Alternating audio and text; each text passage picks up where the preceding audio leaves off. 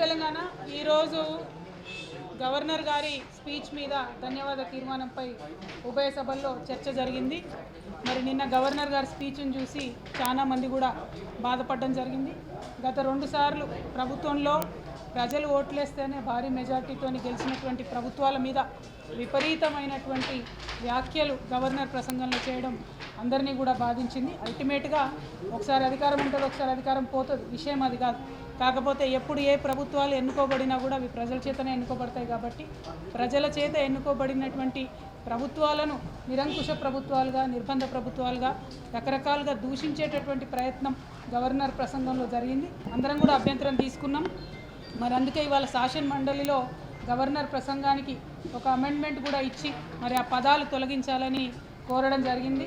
ఎందుకంటే అది గవర్నమెంట్ని నిర్వచించేటటువంటి క్రమంలో తెలంగాణ ప్రజల యొక్క మ్యాండేట్ని అవమానపరిచినట్టుగా ఉంది. కాబట్టి ఆ అమెండ్మెంట్ని ఇవ్వడం జరిగింది.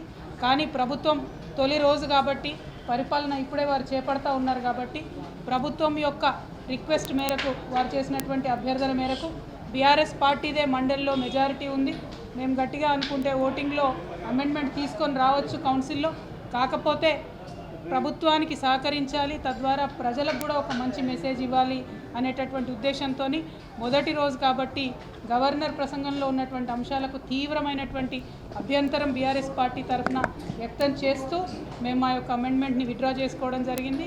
అయినప్పటికీ ఆ స్ఫూర్తిని ప్రభుత్వం కూడా కొనసాగించాలని, ఎంతసేపు గడిచిపోయిన కాలంలో జరిగిన తప్పులను అనడం కాకుండా చేయాల్సినటువంటి పనులేంటి, ఎట్లా పనుల్ని అమలు చేస్తారనేటటువంటి విషయాల్ని, తెలంగాణ రాష్ట్ర ప్రగతిని ఎలా సాధిస్తారనేటటువంటి రోడ్ మ్యాప్ని ప్రజలకు చెప్పి చక్కగా పరిపాలన కొనసాగించాలని చెప్పి మేము డిమాండ్ చేస్తూ ఉన్నాం.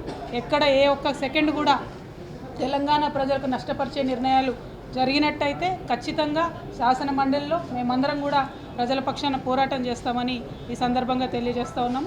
Thank you. జై తెలంగాణ.